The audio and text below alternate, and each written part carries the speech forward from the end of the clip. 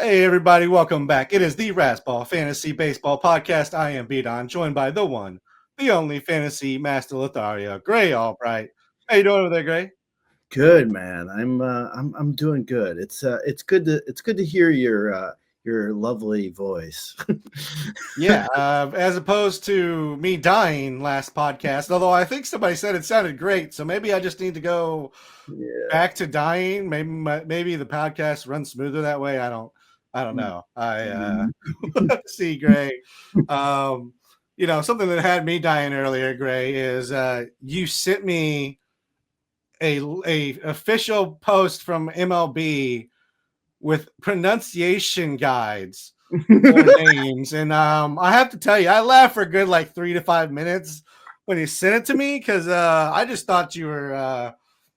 I didn't really know what the point was, but I thought it was hilarious that you would send me a pronunciation guide, considering the amount of names that I've butchered, but more so you have butchered. I actually so this is good. So I have it open in front of me. This is so it's in alphabetical order. So I'm just going to go over the Diamondbacks, Arizona Diamondbacks, because they're the team right in front of me. So the pronunciation for AJ Puck, it says in the pronunciation says periods. in AJ. I guess you're supposed to pronounce the periods. See, I didn't realize that. A period, J period, Puck. You would think it would say, I honestly, it doesn't realize the pronunciation guide for MLB doesn't realize how terrible I am, because if I were the one in charge of putting this together, I've been like, is it puck or puke? Because I honestly am really dumb. I would, if they put me in charge of overseeing this pronunciation project, I would have been in the office and I would have been fired within an hour. People would have been like, "What are you talking about? You don't know how to pronounce Alexander? What? It's Blaze Alexander." I'd be like, I don't know. There's at least 15 Castillos. We need you as the pronunciation guide to be able to say Castillo. It says Joe Mantiply. And I could have sworn it was Joe Mantiply. And I'm like, it says ply on the pronunciation guide, so I'm assuming that's correct. And at that point, I would have got thrown out of the office. They've been like, this guy is so stupid. He's too dumb, man. We can't work with this guy. He's just too stupid.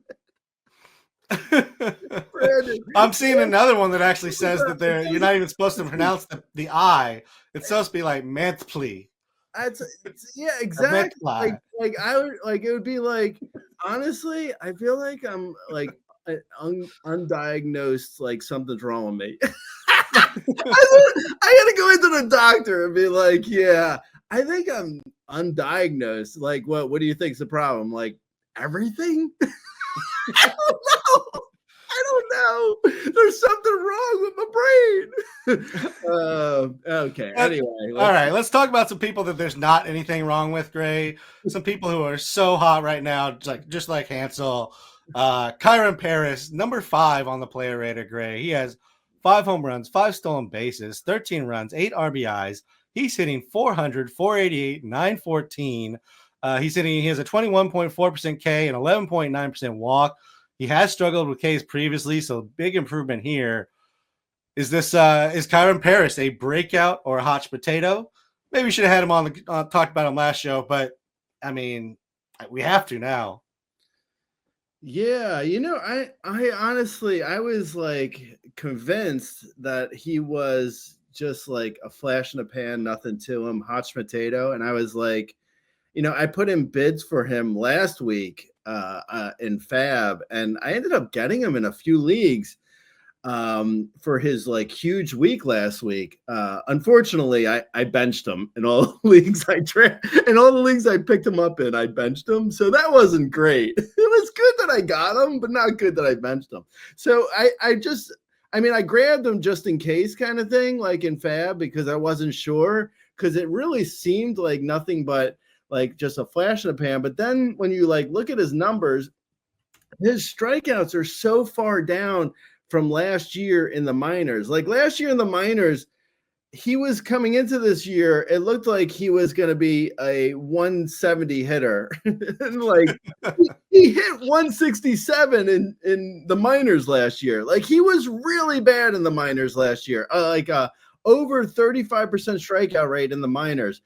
And now in so far this year, a 21.7 strikeout rate, like that alone, that's got my antenna up. Like I'm like, if you can do that in the majors, even if it is only in like 2 weeks worth of games, that's something, right? I mean, I feel like there's something to that.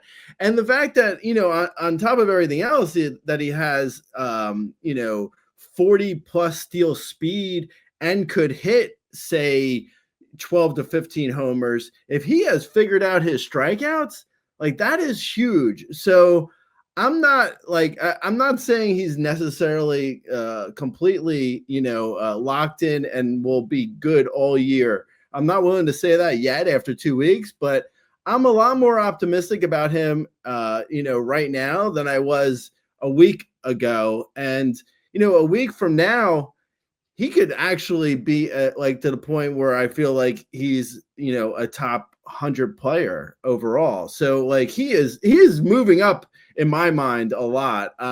So I feel like I'm not 100% trust, but I do feel like there's a little bit of trust here. So what is that? Sex Panther? Oh, wait, we're not doing that. Yeah. So I trust him a little bit more now, but we'll see. I'm still waiting for the other shoe to drop with his strikeouts, but hopefully they don't. Yeah, Gray. So on Kyren, there's definitely a lot of things to like here. It seems like there has been some steps forward in regards to the strikeout rate. I will say there are some signs that maybe point to maybe a little bit lucky here. Obviously not going to be a 400 hitter. He has a 429 BABIP right now. He's got a 50% ground ball rate. Now you can BABIP some ground balls and he's fast, so he can hit for some average, but I just don't know the home runs are for real. And if you need more, he has a 50% home run the fly ball right now. That's definitely not sustainable. And even though the Ks have come down, the swinging strike rate is still sitting at 18.8%, which is high for a 21.7% K rate. So I kind of feel like all this is going to regress. Some, that being said, there are some positives here, as in the hard hit is really good right now. So that seems like a significant change. As we mentioned, the K rate way down. He's always taking a walk. So there's good signs here. Like you said, I'm just not buying in full longs for the full season. Enjoy it while you can. And I think the value comes from average and stolen bases here, not so much the power he's shown early on. Yeah, actually what's this means nothing, obviously, but I just looked at his spring training stats while you were speaking, and his spring training strikeout rate is actually almost 29%. So he was striking out more in spring training. So there is a chance that pitchers figure out not to throw him a strike because, like you mentioned, with the swinging strike rate and stuff. So yeah, there's. I like the speed. I think the power is 15 homers and 40 steals plays in just about every league, as long as it comes with something over like a 225 average. So yeah, I like him, but I agree that there may be a little bit of hesitation with the strikeouts and swinging strikes in those. Yeah. Now, somebody who has kind of the opposite, where the power is going to be legit, but he's not going to do a thing at all.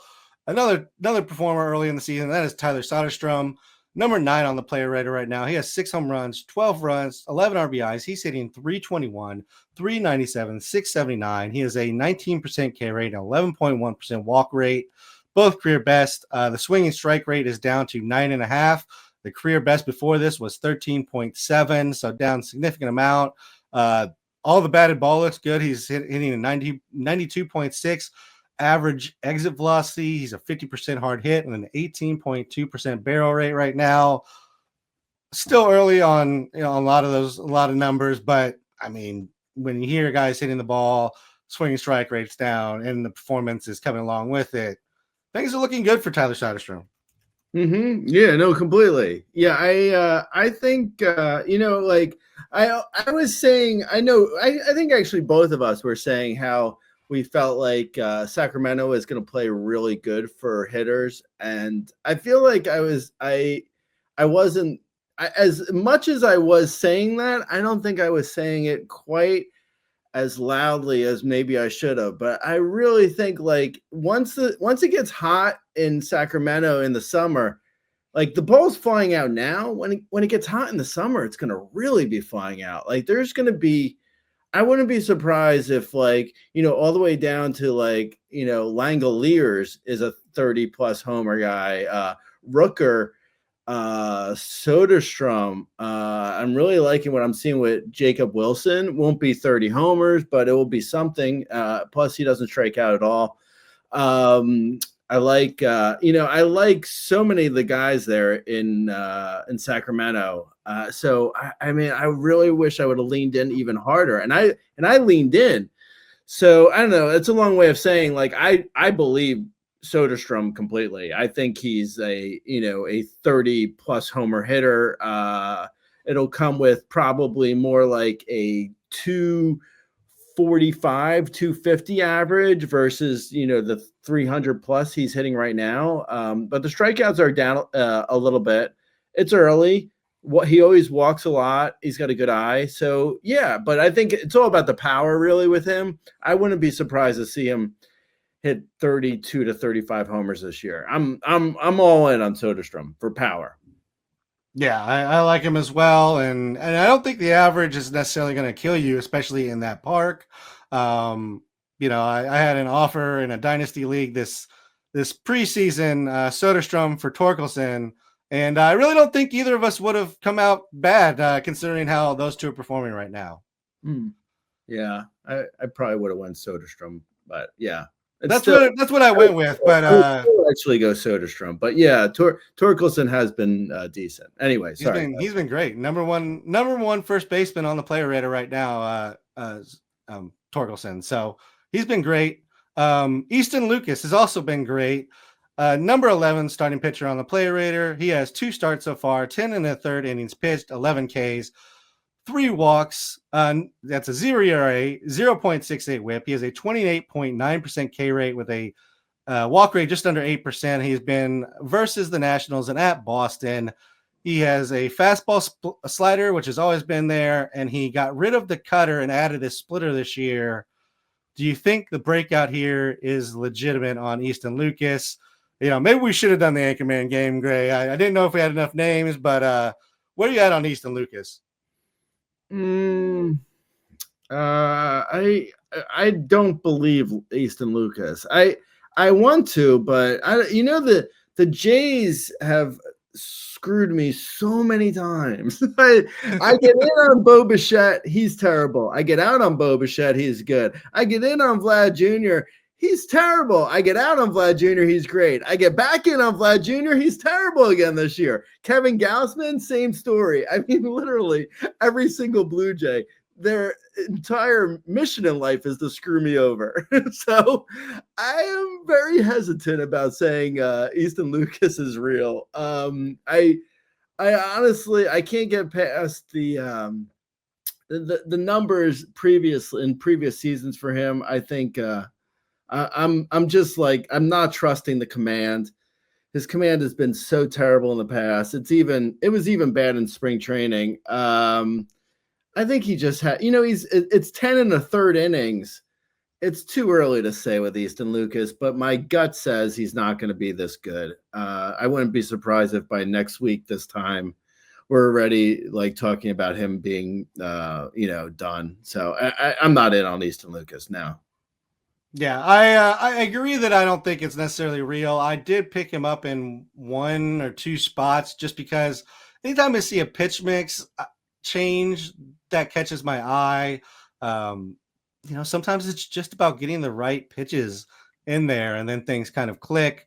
That being said, there's a lot of history here that says Easton Lucas is not very good, so it is in deeper leagues that I grabbed him.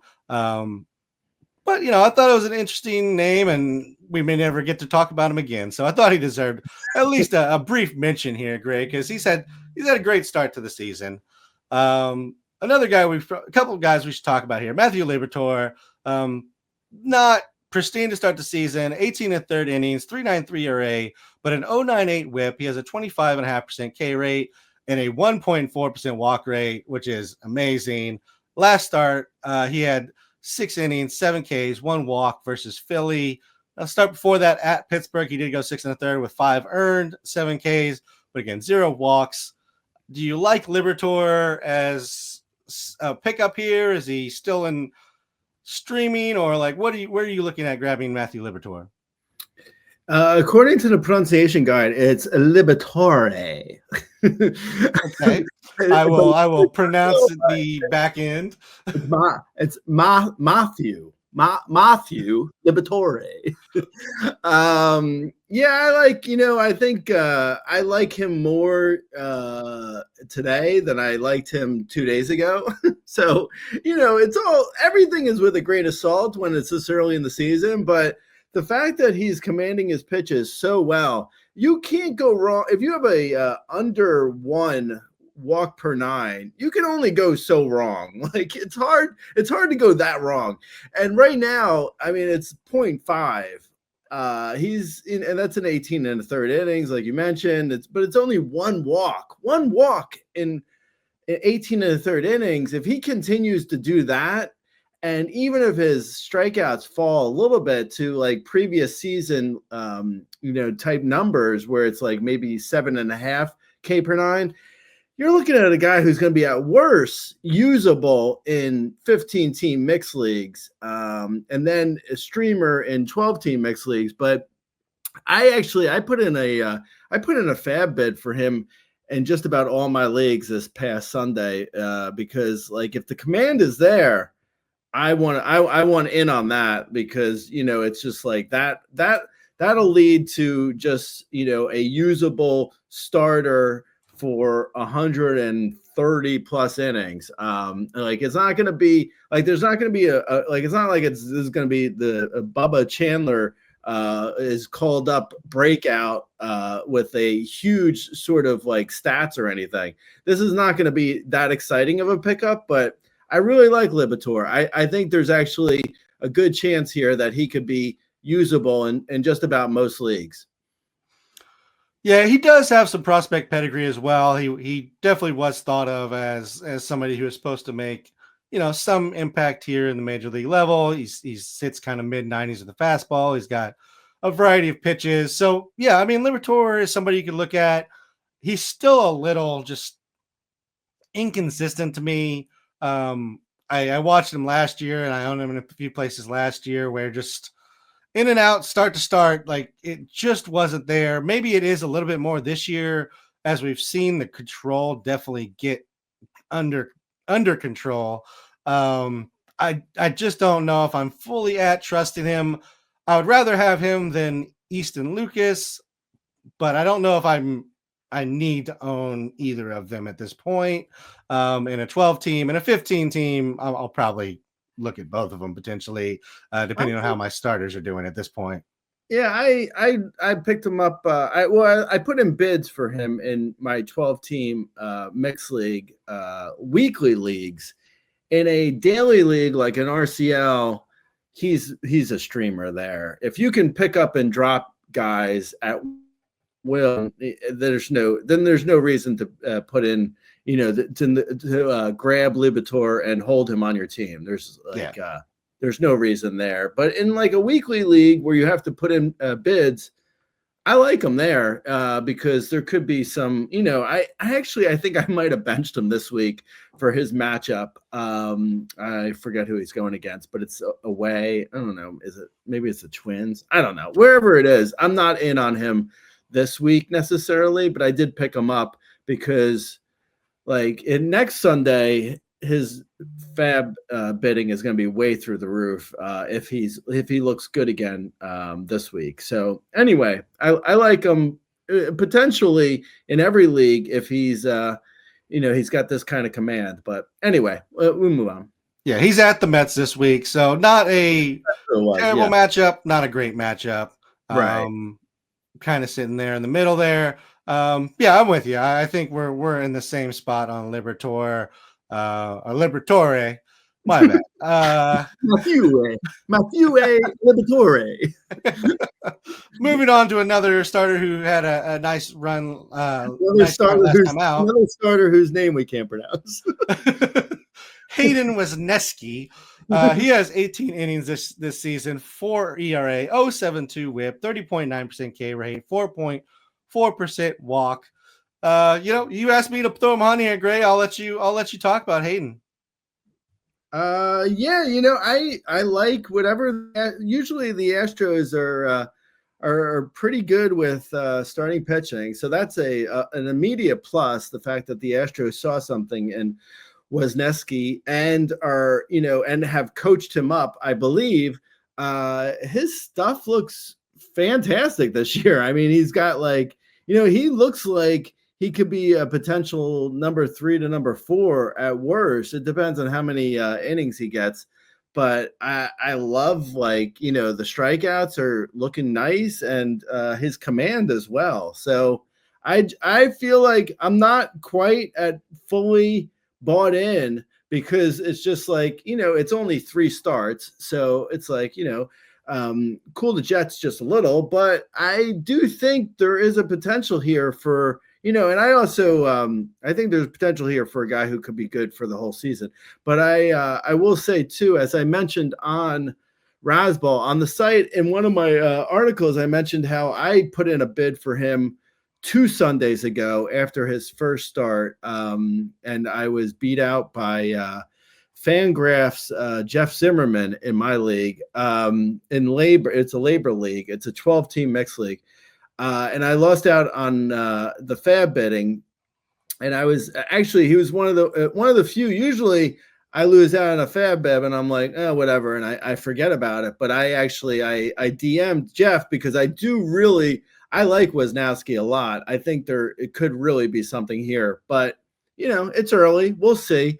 I would probably get in on him in 12-team mixed leagues and deeper. But again, like I said earlier about streamers, if it's an RCL, it's maybe not someone you have to hold on to right now. I am in my RCL. I am actually holding on to Wesneski, but that's just until someone else appears, maybe. But we'll see. Yeah, I mean, I think he's going to be a good source of whip. It looks like the K's are going to be fine. Maybe even plus if he can continue what he did, versus the Angels. Angels not exactly a powerhouse offense, so I don't know that I'm taking a lot from the 10 strikeouts there. I like Wesneski. I think he's a good whip source. As we kind of talked about, he doesn't really walk anybody, or especially this year, he hasn't. He's fine. He's just he's somebody who's been in the Cubs organization for a long time. I've watched him for a few years now, kind of up and down between majors and minors, and it's the inconsistency. You're right that the stuff will look good at times, but then sometimes he just doesn't have it, Gray, and just misses his spots. Even if he's not walking people, he's just hanging it over the middle. Home runs have been the issue in the past, so that would be my concern is if the home runs come back. I guess how would you put the 3 pitchers we just talked about in order? If you're looking at Wesneski, Liberatore, and Easton Lucas. Liberatore, sorry. I would do Wesneski, Liberatore, and then Lucas. I think it's Wesneski, and Liberatore very close, and then Lucas is just like I really don't think there's anything to Lucas. I honestly, it's like it's such a small sample size. It's like 10 innings. So I don't know. I mean, these guys are all small sample sizes, but I mean, we're third week into the season, right? Yeah, so they're all small sample sizes, but I like the Lucas one is small sample size plus. I don't really see anything in the numbers telling me he's going to be good. So yeah, I would go Wesneski first though, and then Liberatore. Okay. Let's move on to one last hitter that's been performing well, Gray, and that is Michael Busch. He has 61 plate appearances, 3 home runs, 1 stolen base. He's hitting .315, .393, .593. He has a 24.6% K rate and a 6.6% walk rate. And Michael Busch has been great. He's the number 5 first baseman on the player rater. It was somebody that kind of went by the side during draft season because we all got a little caught up in some of the other Cubs players. What do you think about Michael Busch here? He's actually, so there was a comment I believe about Michael Busch in Monday's post of mine, and I wasn't really as familiar with what he had been doing previously, and then like when the person asked, I looked up his stats and it looks good. I mean, it's like the strikeouts are down. It looks like, if his power is playing, and it looks like it is, I like him. I think there could be something here more so than I expected, like, coming into the year. And I kind of liked him coming into the year, but this looks more legit than even that. It's early, so we'll see, but I feel like there could be a little bit of a breakout here. I don't know. I mean, he's hit his former team, the Dodgers, well in his career. So there is that. So, maybe it's like, okay, he was in a place where he was comfortable and, now he's not going to look as good going forward. I don't know. I mean, that could be the case. It's like, the sample size is so small that it's like, one series could throw his numbers out of whack. So we'll see, but I like what I see right now for sure. I think more so than I thought I would. I didn't think I was going to like as much as I did. But he looks like, not a .315 hitter as he currently is. Probably closer to like a .260 hitter though. But if he's a .260 with 25 homers and a handful of steals, that plays. So yeah, I like him. Yeah, shame on us for letting Justin Turner signing affect Michael Busch in our rankings at all. I like what we're seeing from Michael Busch. The average exit velocity, hard hit rate, barrel are all up. Home run, the fly ball is up. I mean, everything looks great across the board. So, I really do think that he could be on his way to kind of a next step in his production here, as you mentioned. Whether that's average or more power, we'll wait and see, but I think it could potentially be both. All right, great. We talked about some guys who are good. Let's talk about some guys who have not been good, and whether we're hanging tight on them or cutting loose. It's always hard because we spend draft capital on them. They have, some of them, the capability to put up big numbers. Let's start with Jake Burger. 55 plate appearances this year. He has 2 home runs, 5 runs, 7 RBIs. He's hitting .151, .182, .302. He has a 27.3% K rate, 1.8% walk rate. I mean, exit velocity, barrel rate, hard hit, all down from last year. What are your thoughts on Jake Burger, who was a popular breakout candidate moving from, Miami to a team that actually cares about winning? Yeah. I would be a little bit worried about Jake Burger. And here's why. So he doesn't really do anything but hit for power, right? Like he's not really he hits 250 every year, like clockwork for 3 straight years. He's hit 250. He should. I wonder if it's really Chris Davis in a mask. So anyway, so Jake Burger, I think, is just a power. He's just a power only guy.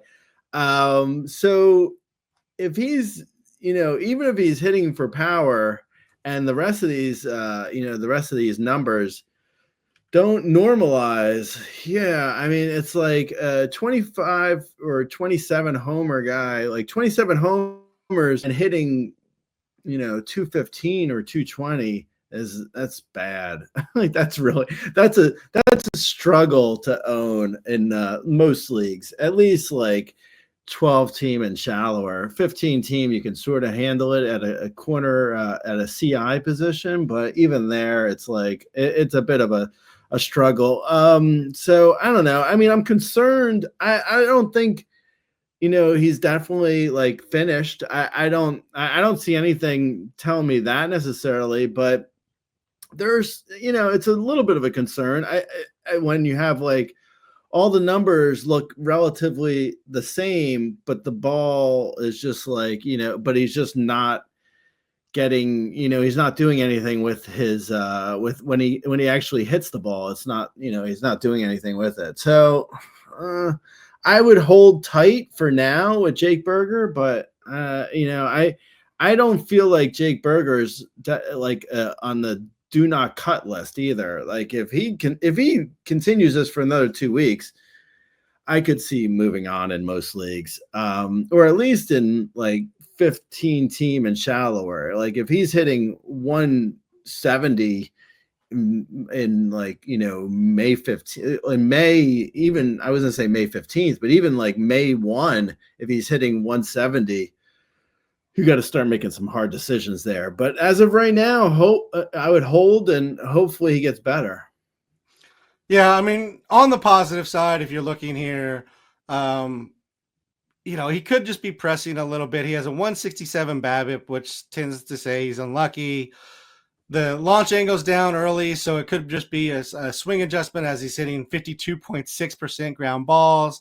The swing rate, first strike rate, contact rate all up. So that all seems like a guy who's pressing. That's what I'm going to lean on for now, but I'm with you that there are enough signs that I'm concerned, and if somebody's not concerned and wants to give you draft day value, I would go ahead and do that, but I'm not cutting him, and I'm not just outright moving him for nothing either at this point.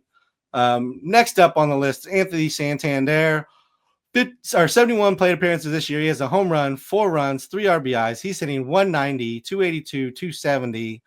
Average exit velocity is actually up from last year, but hard hit and barrel are down. Where are you at on Santander? He's making some terrible contact. His ground balls are up, his fly balls down, striking out more. I mean, when he actually is making contact, it's just terrible contact. His BABIP is actually up from last year, but I mean, God, it's just awful.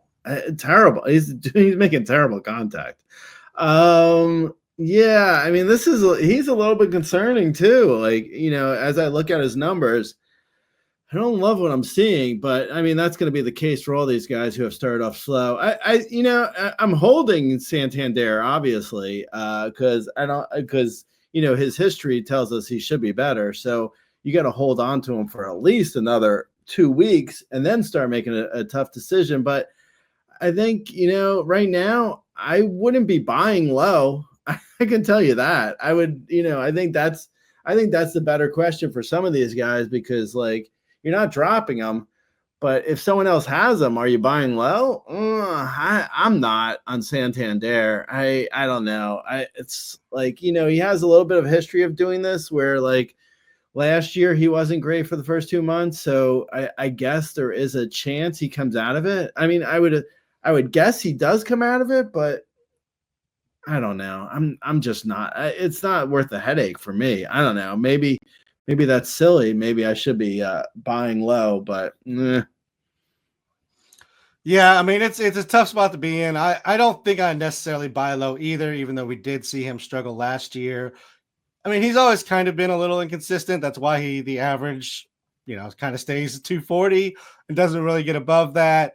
I think maybe the concern here is just the launch angle is down quite a bit. He, 22.7 last year, down to 14. Normally, I'd be like, oh, it's just a thing. But I'm also a little worried Toronto just does this to people. Like, do they get there and Vlad just drills into their head that they need to beat the ball into the ground, and then nobody ever hits home runs in Toronto ever again because Bichette and Vlad don't do it? Like, maybe they're just like got Santander into their beat the ball into the ground club. This is George Springer meeting Santander for the first time. Hey, have you talked to Vlad? He's going to tell you to hit the ball into the ground. Don't listen to that guy, man. Don't listen. He's going to tell you to try and kill ants on the ground. Don't do it. Just don't listen. It's going to seem smart because he's going to get a lot of money, but it's really not. It's not good. It's not a good idea, man. Hey, I'm George Springer, and I'm here to tell you, don't listen to Vlad Jr. Yeah, that seems about right at this point. I don't know why Toronto keeps lowering everybody's launch angle, but it's getting absurd, Gray. I don't love this. Let's move on to another guy struggling, and that is Jonathan India, another guy moving teams. 0 home runs, 0 stolen bases. He's hitting 208. He's not striking and he's walking, so that's a positive. Where are you at on Jonathan India, who, he has the best hard hit rate, best average exit velocity of his career, 208, 0 home runs. Woo! Yo, he has the best hard hit of his career, and he's hitting 208 with a 244 BABIP. Yo! I would move on, man. Jonathan India wasn't drafted high enough for me to hold tight. I would move on probably in if there's a better option in a 15-team mixed league, by all means, but definitely in a 12-team mixed league, I'm moving on from India.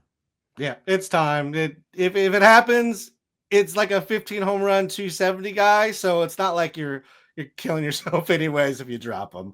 Yeah. Next up on the list is Christian Walker. He has a home run, and he's hitting 164, Gray. He has a 31% K rate, 12.5% walk rate, and a 235 BABIP. Hard hit, exit velocity, both seem fine, actually better than last year. But ground ball rate is 51.4%, which is the worst of his career. Launch angle's down. Did he stop in Toronto on his way out of town? What's going on with Christian Walker here? I in my last sell column, I said to sell Matt Olson low, and I really don't like to do. I don't like to do sell lows, but I felt like Matt Olson is just like we talked about him last week. So with that said, I feel like Christian Walker might be another sell low because you look at his numbers and there really might be, he had issues in spring training with his health. He might be nursing something. His numbers coming off of last year. Last year he hit 26 homers and 251. Big whoop. What's that? Who cares? I don't sweat that. That's basically Jake Berger last year. Jake Berger actually was better. I think Christian Walker, I think I'd be selling low. I don't like how the numbers look. I don't know if he's fully healthy. I'd be concerned. Yeah, I am as maybe the leader of the Christian Walker fan club this preseason. I'm concerned. It's just not clicking. Like I said, the launch angle's down, which is not a great sign. I maybe he left Arizona's like, oh, I got a short porch. I'm just gonna hit the ball line drive. I don't know what's going through his head or what's happening here. I don't like it though. The K rate being so far up makes me think you're right. Something's wrong here. Like he's never been a 31% K rate guy. So I don't know what's going on. Even in his monthlies, he's not a 31% K rate guy. He's he's been in the low 20s for most of it. So I am worried here. I think he's probably injured and an IL stint, probably not that far away. But yeah, if you're starting him, I would potentially look somewhere else until he gets it together. Triston Casas, not somewhere I would look as a replacement. 59 plate appearances, 1 home run, He is hitting 185, 254, 296. He has a 27% K rate and a 6.8% walk rate. That's the worst walk rate he's had in the majors so far. I mean, numbers across the board on hard hit, average exit velocity, barrel.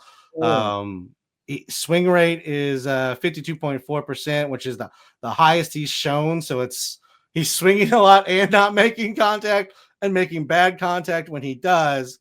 243 BABIP shows a little bit of maybe bad luck, but he's not fast or like a crazy StatCast guy. I'm also worried about Triston Casas, who, I'll just be honest, I kind of let people talk me into him. I was like, yeah, he's young, he's got power, he's a top prospect, first base ugly, why not? Like, he's got to fit somewhere. And I'm starting to wonder if I should just listen to myself and like, I don't think he's that good. Like the numbers aren't really there to support it, except in very short bursts. Yeah. Yeah, it's bad. It's so bad, man. It's really bad. Like, this is depressing. This is the most depressing podcast ever. Triston Casas looks like he should be better than he actually has been at any point in his career. Like, you think his name, I don't know, at least me, like his name conjures up like really good, like power, good average, a guy who's got upside. And then you look at his numbers and it's like, it's not great. You know, it's like, it's at no point has he been like amazing. I mean, last year he was injured, obviously, but he wasn't really good. Even when he was in the minors, there wasn't those like, you know, you look at some guys' numbers, you're like, oh wow, they killed in the minors. Yeah, right. Yeah, I feel like we might be getting caught up a little bit in like Red Sox hype with Casas. I think we might have had unreal or too high expectations for Casas, and we should lower our expectations closer to like a poor man's Vinny Pasquantino, for instance. Like, say, like maybe 20 homers and hits 240. I mean, not great. But like, if that's your expectations, then yeah, I think he could get to 20 homers and 240. But that's not a great corner man. So yeah, unfortunately, I feel like Triston Casas may not be he may not be the top 5 first baseman we thought we might be getting.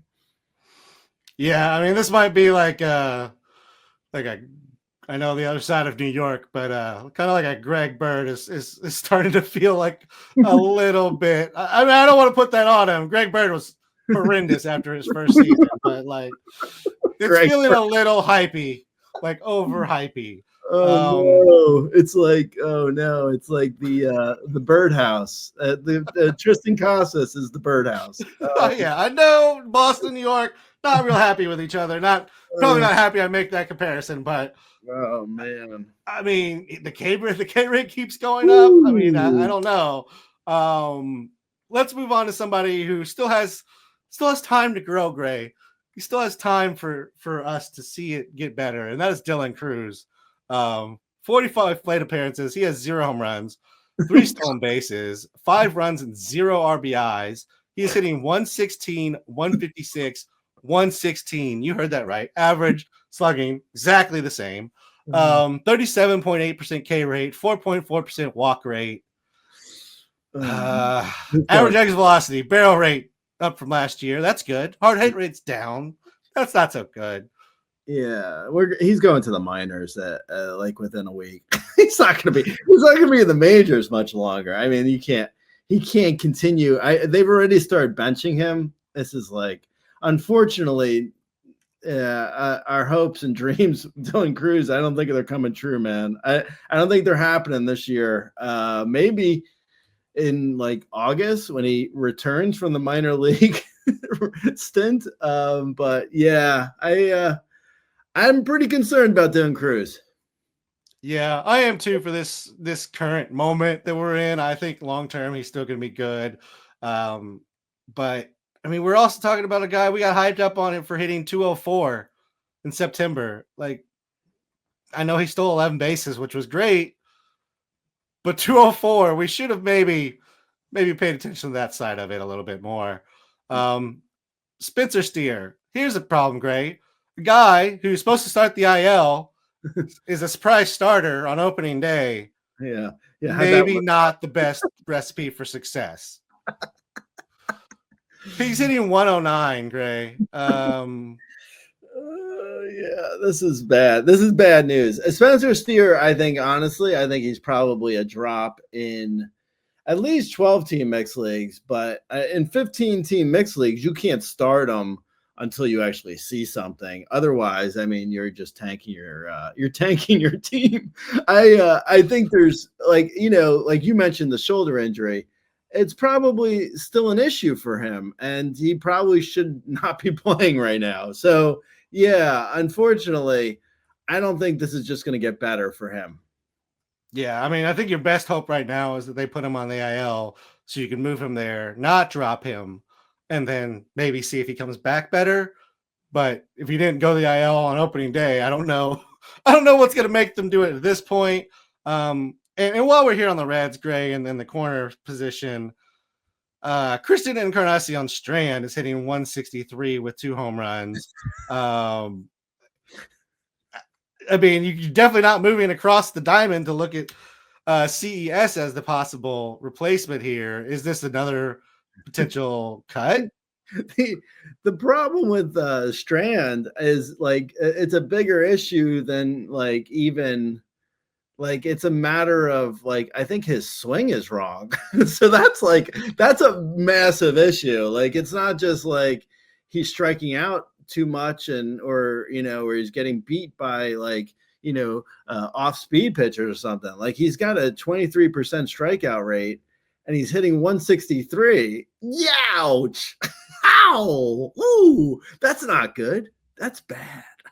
So it's not good. Yeah, I would probably be moving on from Triston Casas-Strand if you can. Obviously, depends on the league, but yeah, not good. No, it's not. And I mean, he was never a guy that hit it really hard. You're just kind of counting on that stadium to give him the fantasy value. And it's just not doing it, Gray. And I'm with you. I think you look somewhere else other than the Reds if you're trying to fill that corner infield, if at all possible. Don't go over to Denver though, because Michael Toglia has been real bad too. He's hitting 179 with 0 home runs, Gray. By the way, he has a 179 average with a 345 BABIP, Gray. I mean, he's been okay in like the 2 series in Coors, so I mean, maybe you just run him out at Coors, but Michael Toglia has been bad, Gray. Oh man, yeah. Honestly, I feel like there was so I'll take the L on Michael Toglia because I liked him in the preseason, but I feel like I was overlooking something that is a real major issue. Is like his batting average against breaking balls and off-speed pitches is like 125. It's like if I can figure out a game plan for a guy, that's not good. I'm not a game plan guy. I don't do game plans. Pull up the stat page and you know what to do to him. That's not a great sign. No, it's not good. If you take 20 seconds on a guy's StatCast page and you're like, oh, I could attack him. Yeah, that's not good. That's not good, man. So I'm pretty concerned about Michael Toglia. I think I've told most people in like 12-team mixed leagues and shallower, he's absolutely a drop. He's a streamer when he's in Coors, like you mentioned. I think in 15-team leagues, you're in a bad position if you have Michael Toglia. Maybe thanks to me, and for that I apologize. I'm sorry. Anyway, yeah, I mean it's not great. Hopefully he's corner infield, not first base for you, so you have some more options. But it's not been a great start to corner infield, and we might as well just continue on down that path here, Greg. Mark Vientos has 63 plate appearances, no home runs, no stolen bases. He's got a 19% K rate and a 14.3% walk rate. So that's nice at least, Gray. He's not striking out and walking.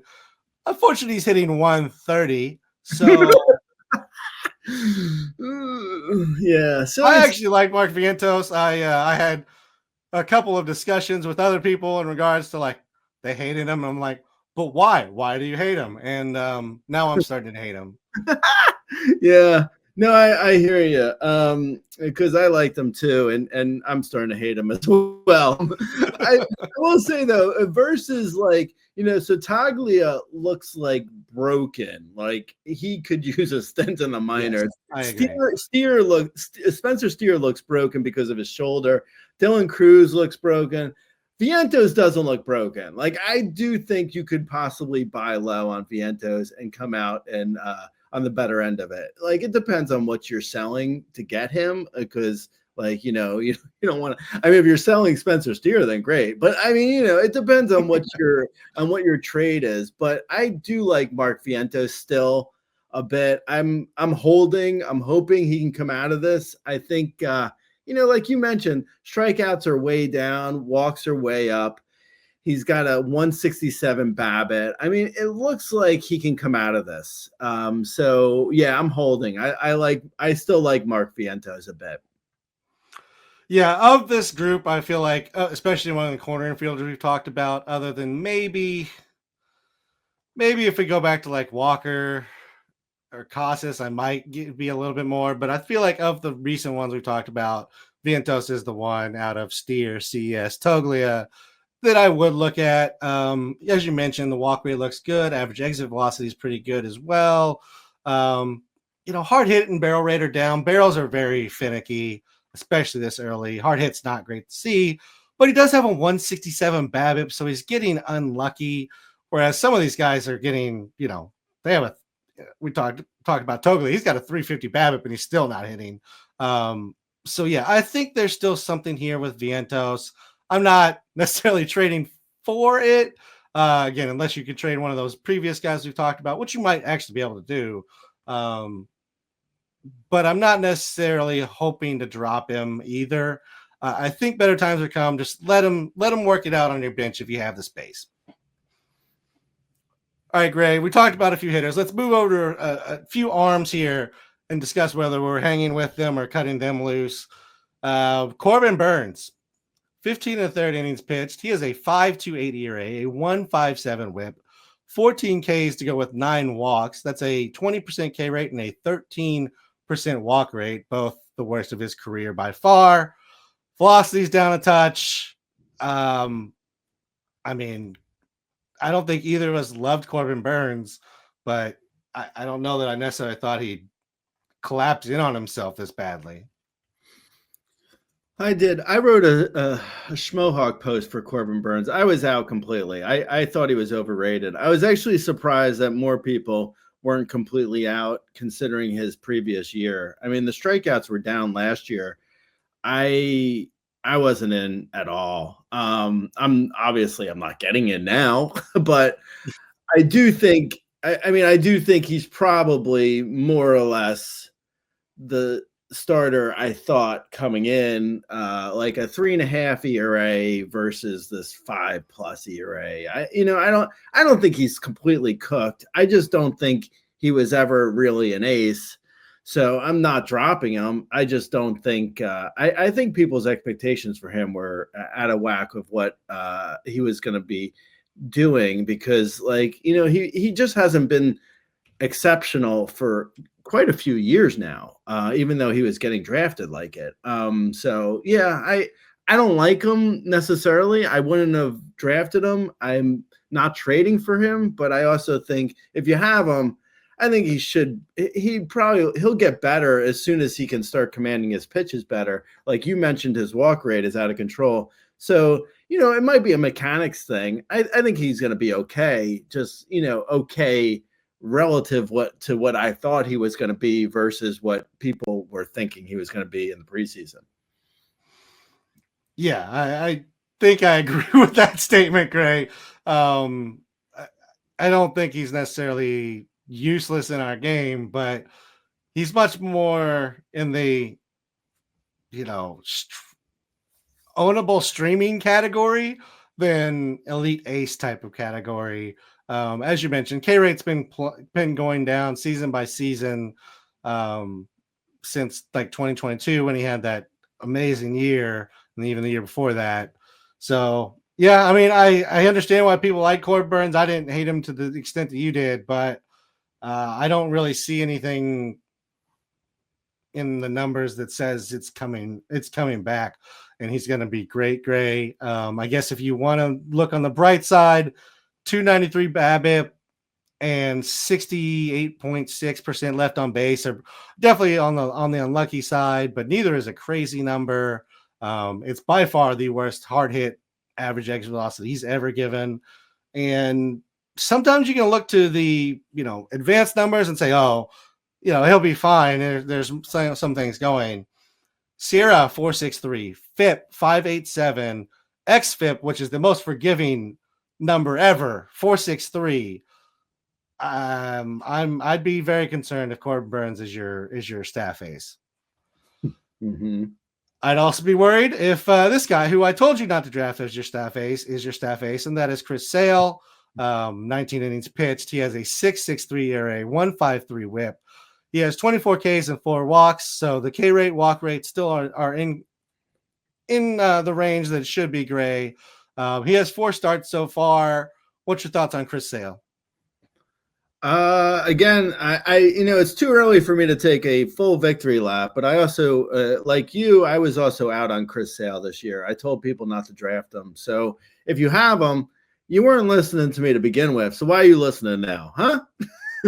I do think he's been really unlucky. So, in fairness to Chris Sale, I think he's probably, he's not too far off from what he would normally be doing. He's not, he's gotten a little bit unlucky with homers allowed. He's a little bit unlucky with BABIP. I think he's probably still a decent enough starter and like a solid, back end number one if he's going well. But my bigger issues with Chris Sale is like, outside of last year, he hadn't thrown over 150 innings in a while, since back to like 2018.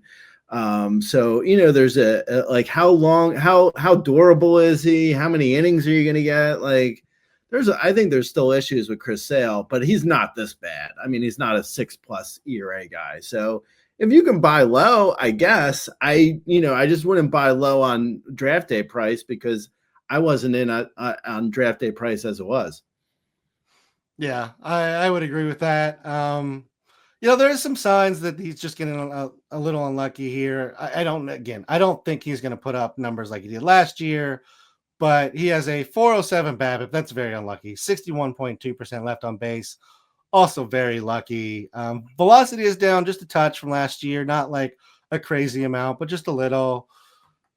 Hang on to Chris Sale. I'm not as worried about him as I am Corbin Burnes, but I don't really like either, and I'm not necessarily trying to own either. Dylan Cease is another pitcher who's struggling. 14 2/3 innings this year. He has a 7.98 ERA, 1.57 WHIP, 18 strikeouts, 6 walks. Strikeout walk, not abnormal for him. Where are you at on Dylan Cease? Dylan Cease was a guy I was in on in the preseason, and I'm still in on him. I think his ERA is completely out of whack. Based on like he had one really terrible start, I still like Dylan Cease, but I wish he were pitching better, but I would be buying if I could. If you can buy low, absolutely. Yeah, I like Dylan Cease. I mean, at Sacramento, not a place you start people, I guess, because that's what happened. He got hit pretty hard, and there's been some high scoring games there so far. So yeah, I'm not as worried about Dylan Cease as I am about either of the other two at this point. Let's move on, Gray. Let's talk some Sagnoff. Let's talk some closer crap, because that's what they've been, is crap, Gray.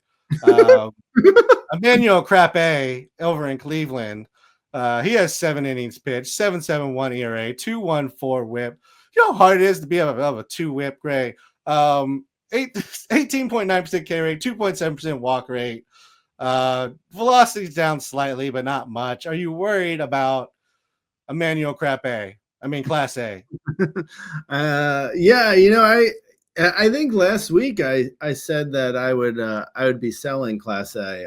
I still am. I think there's something wrong here. Like you mentioned, the velocity is not terrible, but maybe it's the mechanics. Something's off. Like something is not right. So I would be selling if I could get anywhere close to draft day price, which you probably can't. Even like his one save, I believe it was his one save where he was about to blow the game against the White Sox, and it just happened that Michael Tuchman strained his hamstring running to home, so he got tagged out. So he'd have 0 saves as of right now if it wasn't for that. Anyway, I was so out on Class A. I should have probably been louder about it, but I would be selling now. And I don't know. I don't think he's right, honestly. And I wish I would have picked up Smith in a couple of my fab leagues this past Sunday, because that was the time to do it. Because if Class A gets a phantom IL stint, I feel like Class A is going to get a phantom IL stint versus like getting demoted. Like he's too established to get demoted. So instead, the Guardians will be like, oh yeah, he has a oblique or something, some made up injury. So I think Smith gets the job. And I wouldn't be surprised if it happens before the next time we talk, but we'll see. Yeah. Again, if you can get draft day value, I would trade Class A as well. I don't know that you're necessarily going to get draft day value, but if you can, absolutely. He's given up earned runs on 4 appearances, Gray. Do you know the date last year when he got to his 4th game where he gave up an earned run? What? July 7th, Gray. That was the 4th game he gave up an earned run last year. He's done that already this year. The stuff still looks good. It's just not working, Gray. I don't really understand it. But yeah, something's wrong. The placement of it isn't working. So we'll wait and see. I'm more concerned than I've ever been on somebody with such nasty stuff. Speaking of Yankees, Devin Williams, 4 innings, 9 earned run, 275 whip, 7 Ks to 5 walks. Velocity's down from 94.75 to 93.54. So slightly down on velocity. Are you worried here about Devin Williams? Yeah, I am. I'm glad I drafted Luke Weaver in a bunch of draft and hold leagues. I wouldn't be surprised if something's wrong with Devin Williams. Like last year, I forget what the injury was, but he was out for a bit last year. He only threw 21 innings last year. I think there's something up with him. I don't know. Maybe it's the beard. Maybe he's like Samson, and like they cut the beard, and that was it. That was his power. I don't know. There's something wrong, but I would stash Luke Weaver now because they're only going to have patience for Devin Williams blowing ninth innings for so long with Luke Weaver looking exceptional behind him. Yeah, I think stashing Luke Weaver is definitely the play. I'm not necessarily cutting Devin Williams. Again, if you can get draft day value, which is like top 5 closer, sure. But outside of that, I think you're just having to hold and wait and see for Devin Williams. Things look okay. I'm not as concerned here, but they do have Luke Weaver there, who's been great. So with options becomes some concern, definitely. Over on the other side of New York, Gray, Edwin Diaz has thrown 5 2/3 innings with a 7.94 ERA and a 1.76 WHIP. He has the worst hard hit rate of his career. Velocity's been on the decline the last few years, despite him still being above 95, 96. Are you worried about Edwin Diaz? Yeah, I have my level of worry on Edwin Diaz is a little bit less than Devin Williams, where I feel like the Mets are going to stick with Edwin Diaz, I believe, like through thick and thin. So it may get ugly potentially. His command is a little bit messy right now. You mentioned the velocity being down. He's still striking out enough guys. I think Edwin Diaz is the guy, unless there's an injury, and I don't think there's an injury. So I'm not that concerned about Edwin Diaz. I think he's in a situation where they want him to succeed, and I think he'll be okay. Maybe if you lower your expectations a little bit, it might be a little bit less than what you were expecting, but I think he's going to be fine. Yeah, I mean, I generally agree that he's going to be fine. He had a couple of rough outings the last 2 times out, and that kind of skews the numbers when you're talking about closers. So I think he's going to be fine. I guess when we're talking about, top end closers, it's always a little bit tough. But I agree that the Mets aren't going to move on as fast as the Yankees might or Cleveland might. So I would rather have Diaz than Devin Williams, and probably even Class A at this point. But I have a level of concern with all of them. Mm-hmm. Over in Baltimore, Felix Bautista has 4 innings pitched. He has a 4.5 ERA, a 2 WHIP. Not as bad numbers as some of the other guys we've talked about, but we're also talking about a guy who missed all of last year with Tommy John, and we weren't really even sure he was going to break camp this season. Are you worried about Felix Bautista and his job security?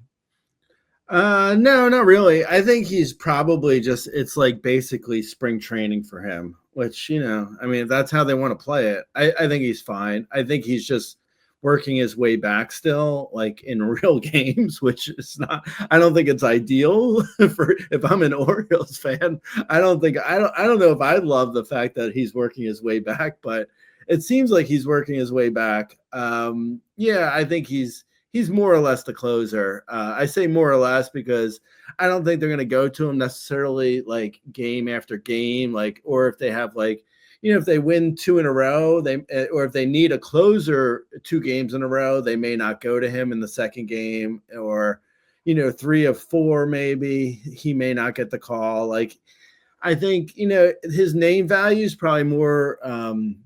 His name value probably means more in a trade than he's probably worth. If you look at Felix Bautista and you see him in a trade, you might think it's like a good thing that you're getting him and, you're trading away, say, I don't know, Kyle Finnegan or something, but it's like apples to apples, saves to saves. It's Kyle Finnegan's fine. I don't know. People were really down on Ryan Presley, but it's until we get to July when they trade Presley away, who cares?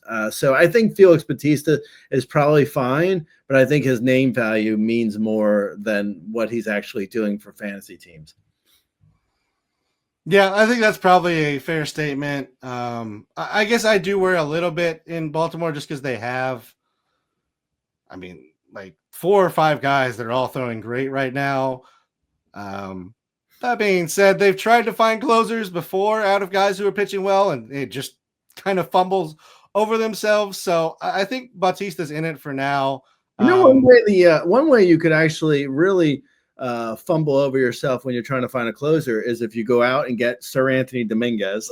that's the number one way you can blow a game. And according to Major League GMs, go out and get Sir Anthony Dominguez. Oh, yeah, well, I guess that team wants to lose games. Yep, guess he's always good until you give him that spot. So, yeah, a little concerning there. You mentioned Ryan Presley. I am a little concerned there as well. I drafted Porter Hodge all over the place in preseason, so I'm just waiting for that one to happen. We'll see though. It'll happen. It'll happen. Don't get me wrong. I don't love Ryan Presley, and I think he's probably going to get traded in July. But at the end of the day, from now till July, you might get 17 saves from Presley and only 12 from Bautista or something. It's I don't know. It's like Felix Bautista sounds good in theory, but in reality, he's probably a second-tier closer right now. Yeah, I would agree. Moving over to Cincinnati, Alexis Diaz seems like he's going to return at some point this week, but they won't commit to saying when exactly.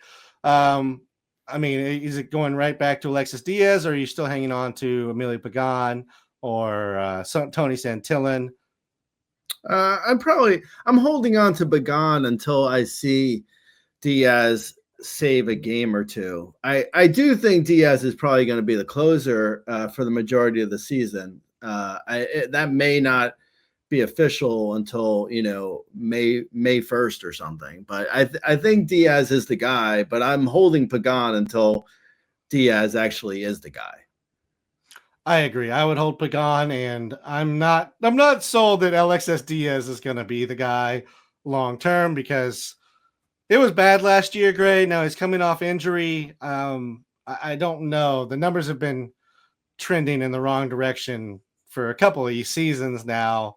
It was kind of difficult to believe he held on to the job last year at certain times. If the Reds had been more competitive, he may not have. So we'll see what happens in Cincinnati, but I agree. Not dropping Pagan as much as I'm looking forward to Diaz returning for a couple of teams that I have him on. Over in Arizona, Gray, they continue to split Justin Martinez and A. J.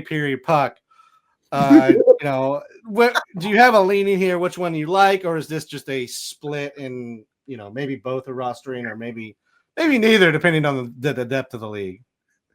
I think it's a committee. I would probably put it at 60-40, but it may actually be more like 50-50. It's a committee, and I also think that probably in like most 12-team mixed leagues and deeper, it's probably worth rostering both. Like in our RCL league, I have A. J.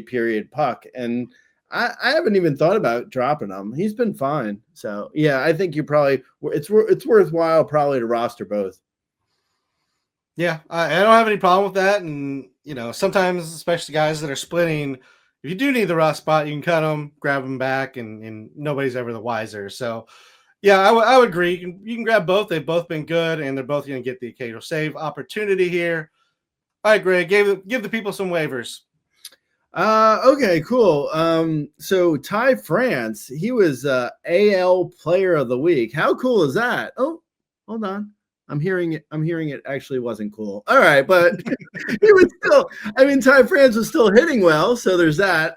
Matt Mervis hitting very well. Maybe Matt Mervis is breaking out. What? Oh, getting another call. No, he's not. He's not breaking out. He's not. He had a good week, but still, it was a good week. So if you need power, Matt Mervis was hot. Kyren Paris, who we mentioned earlier, he's been hot for a while now, and potentially even possibly breaking out. So there's that. Sean Murphy's been hot. Jose Caballero, Wilmer Flores has been really hot. Actually, Cam Smith starting to look a little bit better. Cam Smith, huh? So maybe using 40% of my fab wasn't a bad idea on Cam Smith.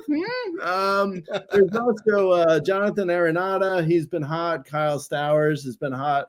Nolan Chanel, 2 homers this past weekend. He's been hot. Carson Kelly possibly could have a wrist injury, but he has been hot. And Christopher Morel has been very hot. Surprising for me, because I thought he was terrible. I wasn't drafting him anywhere, but he has been hot. So there's that.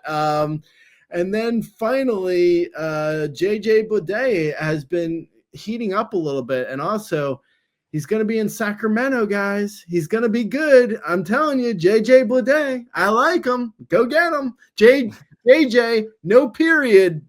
No period. Hey, those are important distinctions, Gray. The period, no period. Some streaming options for you. Chris Bassett versus Atlanta. I already talked about Easton Lucas. He has a 2-step this week versus Atlanta versus Seattle. So you can just throw it all to the wind and see how that goes. Tyler Mahle versus the Angels. Andre Payante versus Houston. Matthew Boyd at San Diego. Matt Boyd's got off to a good start this year. David Peterson as well. He's going versus St. Louis. Andrew Heaney versus the Nationals. Jeffrey Sping gets at the White Sox and at Milwaukee. JP Sears at the White Sox. Kyle Freeland versus Washington. Eduardo Rodriguez at Miami. Osvaldo Bido at the White Sox. And Taijuan Walker versus San Francisco and versus Miami. There's some potential streamers for you, depending on what your depth of league is. That's some names. Taijuan Walker's surprisingly been really good this year, Gray, as the last name on this list. So that was a bit surprising actually to me as I was looking through the names of potential streamers. So good for Taijuan Walker. If you have any specific questions left, you can come find us on Twitter. I'm at RazBeaton. Gray is the owner of that Razzball account. We also answer questions on youtube.com/Razzball Fantasy or Razzball.com in the comment sections. Until next week, Gray, good luck, and I'll talk to you later, bud. All right, Lates.